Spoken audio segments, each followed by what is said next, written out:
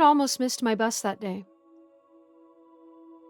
Part of me wishes I had, but it wouldn't have stopped what happened. Sandy still would have shown up to Grandma Kelly's apartment. She still would have had to go through all her things, and she still would have gotten that stupid necklace.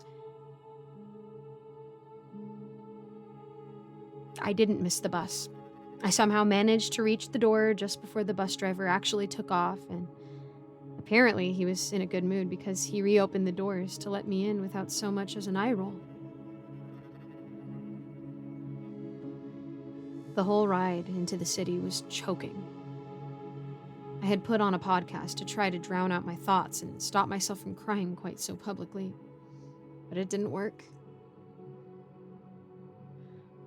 My parents died in a car crash when I was just a baby, so my twin sister, Sandy, and I grew up with our paternal grandparents.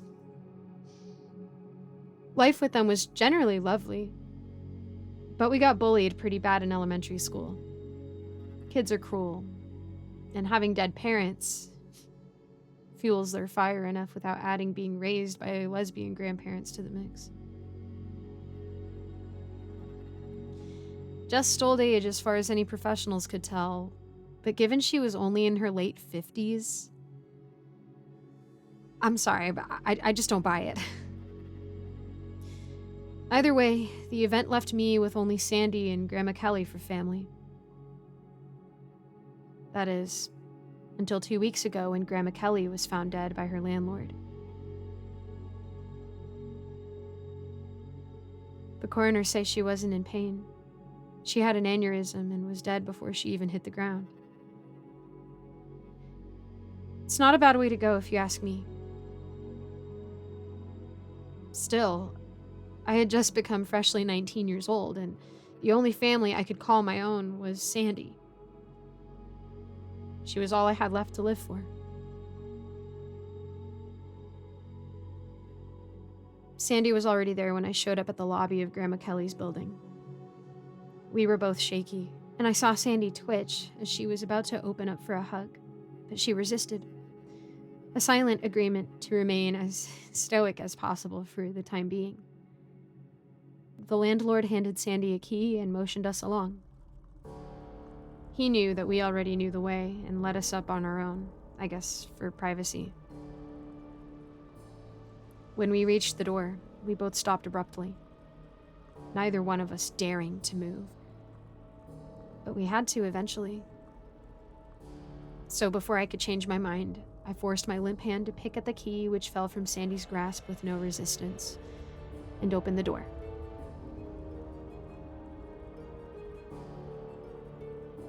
I stepped into the apartment and everything went numb.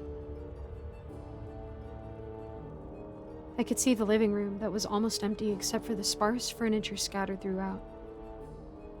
Aside from that, I'd completely lost my senses. I couldn't smell the lavender candle she always burned or hear any noise coming from in or out of the apartment.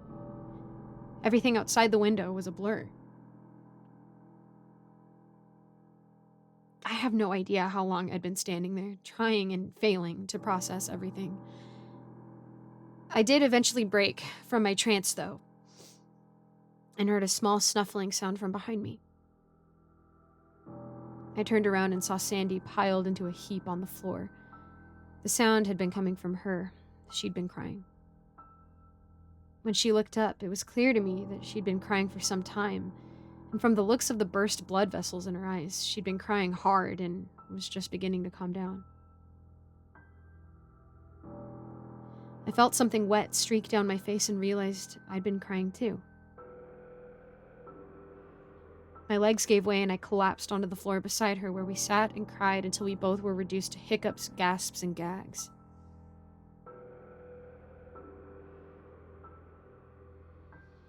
I felt a hand on my shoulder shaking me violently until I opened my eyes and found myself laying on the floor. The sun outside the window was beginning to set. Sandy informed me that I had fallen asleep, so instead of disturbing me, she took the liberty of hauling all of Grandma Kelly's boxes out of the storage closet. It was at this point that I remembered why we were there in the first place. We had to sort her belongings, We were the only family she had left too, so whatever we didn't want to keep of hers, it was our job to sell or donate it. I got up as she shoved a box towards me and opened one for herself to sort too. One by one, we went through each item: books, clothes, jewelry, and such. We made decisions on who would keep what and tried to get rid of as little things as possible. When I came across a clamshell box, I immediately knew it would be something for Sandy. I turned it over and saw Lauren scratched into the fabric.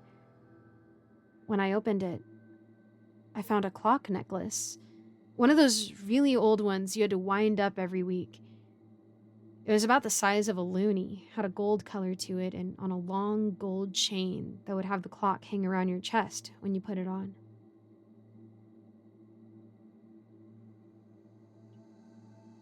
I handed it to Sandy, and she appeared to have recognized it. She just stared at it for a moment before gingerly picking it up between her index finger and her thumb. She squeezed it in the palm of her fist and cradled it against her chest as she closed her eyes and made a sound that was somewhere between a sigh and a hum.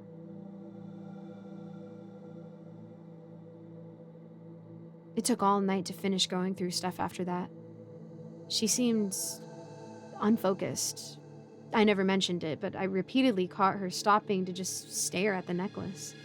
Sometimes for a single minute. Sometimes for up to 10. It was almost 3 a.m. by the time we'd started heading home, and I had to call a taxi because the night bus doesn't go near my building.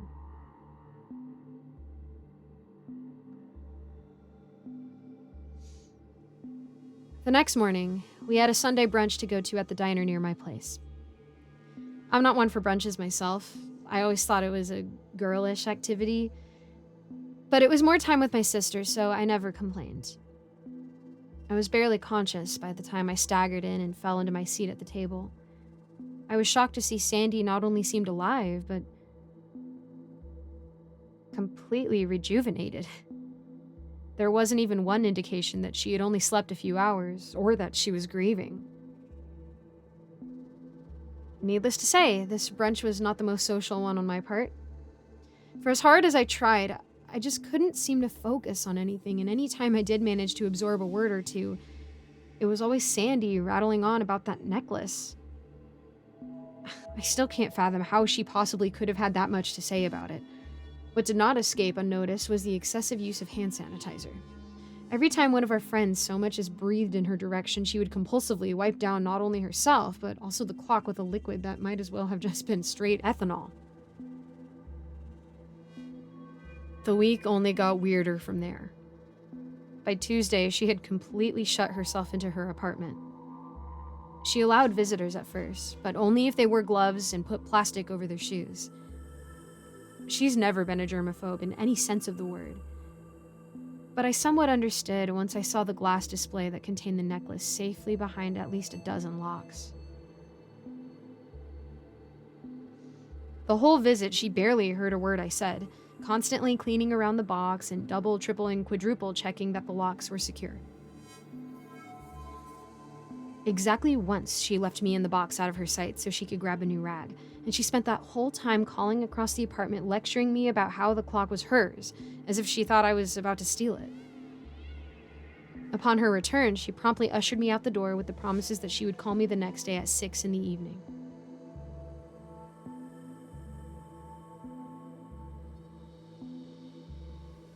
On Wednesday, I rolled out of bed, shortly before noon.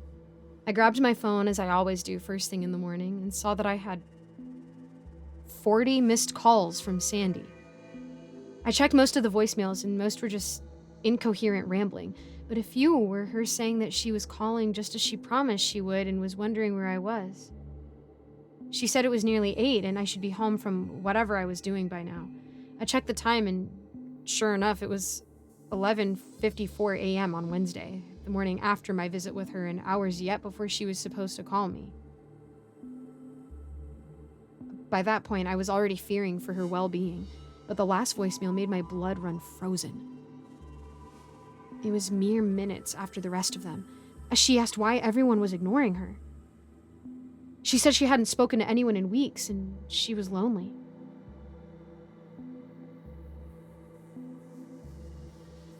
At that, I shot out of bed and raced to her apartment on foot in nothing but a hoodie. I felt a mixture of confusion and terror. I was confused because she had never had any history with psychosis or anything that resembled this in any way, nor did we have a family history of anything that could have preceded this. I was also terrified of what I might find, but I pushed through. She was my sister, and nothing was going to stop me from getting her the help that she certainly needed.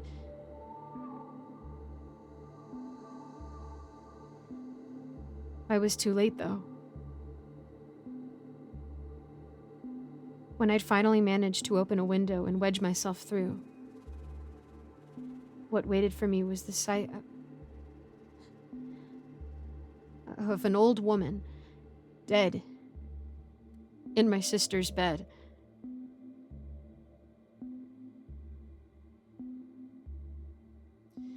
The coroner's results came back yesterday, and I've been trying to process it. There are only 2 parts that are important, though. The DNA tests confirm that the old woman was, in fact, my 19-year-old sister. And she died peacefully of old age.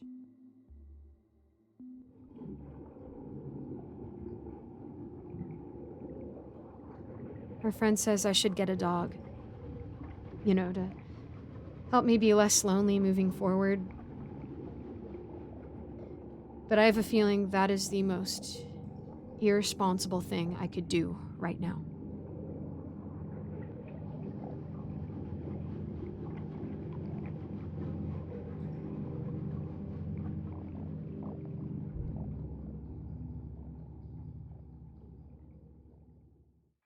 Thank you so much for making it to the end of this video.